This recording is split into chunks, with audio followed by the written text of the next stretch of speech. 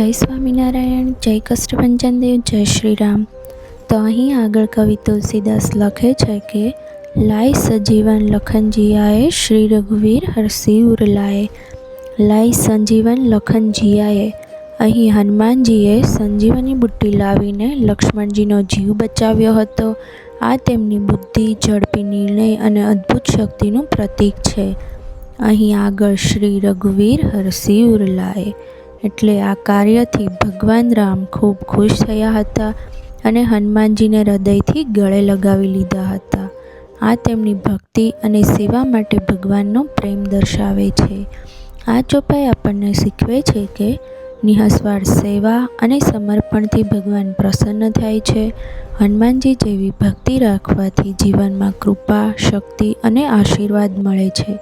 Jay Swaminarayan, Jay Kashtabhanjan Dev, Jay Shri Ram.